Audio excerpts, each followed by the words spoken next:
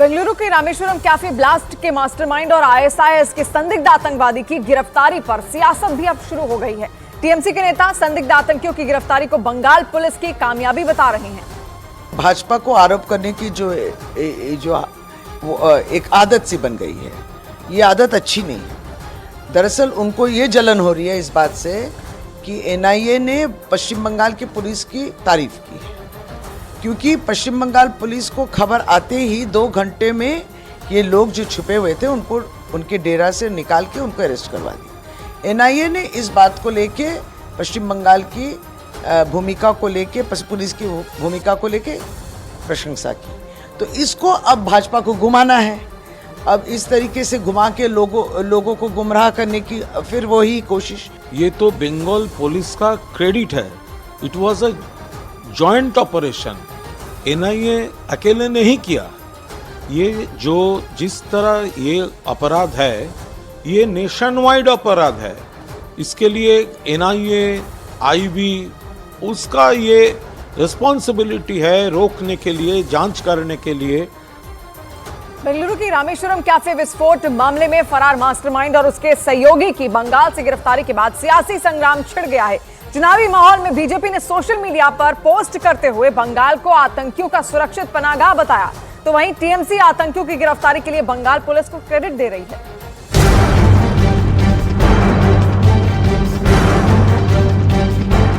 Rameswaram blast case में NIA को बड़ी कामयाबी।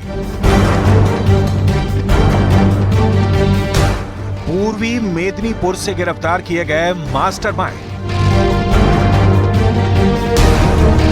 पहचान छिपा कर रह रहे थे अब्दुल मतीन और मुसाविर हुसैन।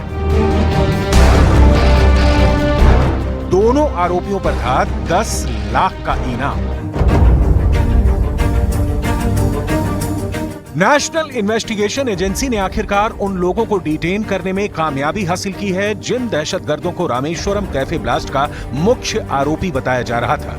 खबर है कि एनआईए ने उन दोनों मास्टरमाइंड को शिकंजे में ले लिया है। दोनों आरोपियों पर 10 लाख का इनाम था, जिनमें से एक का नाम अब्दुल मतीन ताहा और दूसरे आरोपी का नाम मुसाविर हुसैन है।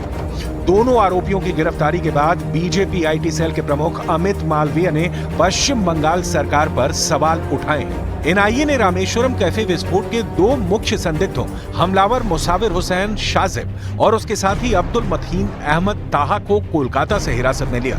दोनों के कर्नाटक के शिवमोगा स्थित आईएसआईएस सेल से जुड़े होने की संभावना है। दुर्भाग्यवश ममता बनर्जी के नेतृत्व में पश्चिम बंगाल आतंकवादियों के लिए सुरक्षित पनाहगाह बन गया है। लेकिन अमित मालवीय के इस सियासी हमले के तुरंत बाद बंगाल पुलिस का भी रिएक्शन आ गया है। बंगाल पुलिस की ओर से अमित मालवीय के बयान को सरासर झूठा बताया गया है। ये बड़ा झूठ है। अमित मालवीय द्वारा किए गए दावों के विपरीत सच ये है कि रामेश्वरम कैफे विस्फोट मामले में 2 संदिग्धों को पश्चिम बंगाल पुलिस और केंद्रीय खुफिया एजेंसियों द्वारा ज्वाइंट ऑपरेशन के बाद पूर्वी मेदिनीपुर से गिरफ्तार किया गया है। 2 ঘন্টায় বাংলায় লুকিয়ে ছিল, 2 ঘন্টার মধ্যে আমরা ধরে দিয়েছি আমাদের পুলিশ। আর সেখানে বলছে বাংলা সেফ নয়, তোর দিল্লি সেফ, তোর উত্তরপ্রদেশ সেফ, তোর রাজস্থান সেফ, তোর গুজরাট সেফ, তোর বিহার সেফ। বাংলার মানুষ শান্তিতে থাকে, বিজেপি সহ্য হয় না। 1 मार्च को बेंगलुरु के रामेश्वरम कैफे में हुए धमाके में 9 लोग घायल हो गए थे। इस मामले में इन दोनों आरोपियों पर आईईडी को रखने और धमाके की पूरी प्लानिंग में शामिल होने का आरोप है, जिसके बाद से केंद्रीय जांच एजेंसी एनआईए और पश्चिम बंगाल समेत 4 राज्यों की पुलिस के साझा सहयोग से आतंक के खिलाफ इस अभियान को अंजाम दिया गया।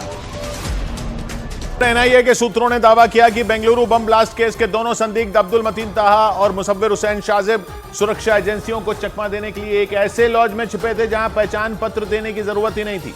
मतलब वो दोनों हर हाल में अपनी पहचान छिपाने में जुटे थे। हालांकि एनआईए की टीम ने दोनों को पश्चिम बंगाल के पूर्व मेदिनीपुर के दीघा से गिरफ्तार कर लिया। 1 मार्च को बेंगलुरु के मशहूर रेस्टोरेंट रामेश्वरम कैफे में दोपहर करीब 1 बजे धमाका हुआ था और धमाके की आवाज से पूरा बेंगलुरु शहर थर्रा गया था। इस धमाके के ठीक 42 दिन बाद एनआईए की टीम ने धमाके के 2 संदिग्ध अब्दुल मतीन ताहा और मुसव्विर हुसैन शाजिब को गिरफ्तार करने का दावा किया। एनआईए ने दोनों को पश्चिम बंगाल के पूर्व मेदिनीपुर के दीघा से गिरफ्तार करने की जानकारी दी। एनआईए के सूत्रों के मुताबिक दोनों आरोपी वहां एक छोटे से लॉज में छिपे हुए थे। वो ऐसा लॉज था जहां उन्हें कोई पहचान पत्र देने की जरूरत नहीं थी। एनआईए के सूत्र बताते हैं कि उन्होंने ऐसा इसलिए किया था ताकि उनकी पहचान किसी भी कीमत पर उजागर ना हो सके। एनआईए के सूत्रों के मुताबिक सुरक्षा एजेंसियों को चकमा देने के लिए दोनों लगातार अपना ठिकाना बदल रहे थे और वो ऐसा लॉज या ऐसे गेस्ट हाउस को छिपने के लिए चुनते थे जहां उन्हें अपने बारे में कोई जानकारी या फिर दस्तावेज देने की जरूरत न हो। हालांकि उनकी तमाम चालाकियों के बाद भी एनआईए ने उन्हें ढूंढ निकाला। एनआईए ने दावा किया कि मुसव्विर हुसैन शाजिब ने ही रामेश्वरम कैफे में विस्फोटक रखा था और अब्दुल मतीन ताहा ने धमाके की पूरी साजिश रची थी। मतलब एनआईए ने अब्दुल मतीन ताहा को बेंगलुरु बम ब्लास्ट का मास्टरमाइंड बताया। एनआईए का दावा है कि रामेश्वरम कैफे में धमाके की प्लानिंग से लेकर सुरक्षा एजेंसियों को चकमा देने का पूरा प्लान ताहा ने ही बनाया था। जांच के दौरान यह भी पता चला था कि संदिग्ध ताहा तमिलनाडु में एक पुलिस इंस्पेक्टर की हत्या के मामले में भी वांटेड है। एनआईए की जानकारी के मुताबिक मुसव्विर हुसैन शाजिब और अब्दुल मतीन ताहा कर्नाटक के शिवमोगा जिले के रहने वाले हैं और सूत्र बताते हैं कि दोनों आतंकी संगठन आईएसआईएस से जुड़े, लेकिन 1 मार्च को रामेश्वरम कैफे में धमाका करने के बाद से ही दोनों फरार थे। पिछले महीने की 23 तारीख को एनआईए ने धमाके के मुख्य संदिग्ध के तौर पर दोनों की पहचान की थी। एनआईए के सूत्रों के मुताबिक दोनों की पहचान एक टोपी से की गई थी, क्योंकि जांच के दौरान रामेश्वरम कैफे से थोड़ी दूरी पर जांच अधिकारियों को एक टोपी मिली थी। एनआईए के सूत्र बताते हैं कि जांच के दौरान ये पता चला था कि वो टोपी अब्दुल मतीन ताहा की थी, जिसे उसने चेन्नई में खरीदा था। सूत्रों का दावा है कि 1 मार्च को रामेश्वरम कैफे में बम रखने के दौरान मुसव्विर हुसैन शाजिब ने वही टोपी पहनी थी जो एनआईए को रेस्टोरेंट के पास से मिली थी। एनआईए का शक यकीन में तब बदला जब ब्लास्ट के बाद संदिग्ध शाजिब के कुछ वीडियो सामने आए थे।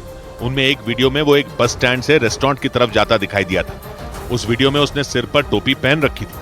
यही नहीं, एक दूसरे वीडियो में भी वो एक बस के अंदर उसी टोपी में नजर आया था।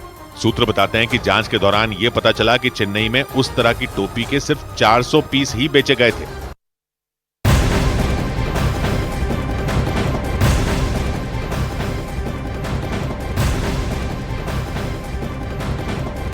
और कोलकाता में ईडी ने राशन घोटाला मामले में बड़ी कार्रवाई की है। ईडी ने पश्चिम बंगाल के पूर्व खाद्य मंत्री ज्योति प्रिय मलिक और उनकी करीबियों की 150 करोड़ रुपए से ज्यादा की प्रॉपर्टी को अटैच किया है।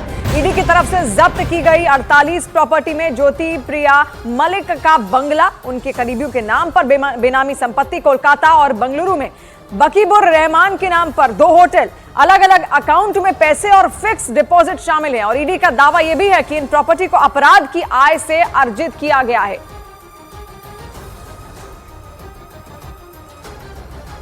और वहीं ममता सरकार के पूर्व मंत्री पर ईडी के एक्शन के बाद बीजेपी टीएमसी पर हमलावर हो गई है। शुभेंदु अधिकारी ने दावा किया कि ममता सरकार के आधे मंत्री जेल में हैं और आधे जेल जाने वाले हैं। मिनिस्टर जेल में है, आधा जाने वाला है, आधा जाने वाला है।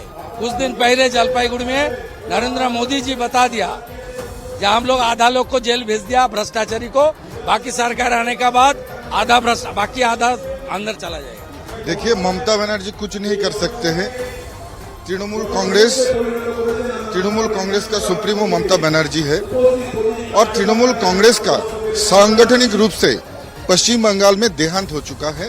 यहाँ पर सिर्फ पुलिस और कुछ गुंडे के द्वारा ये लोग पार्टी चलाने का प्रयास कर रहा है।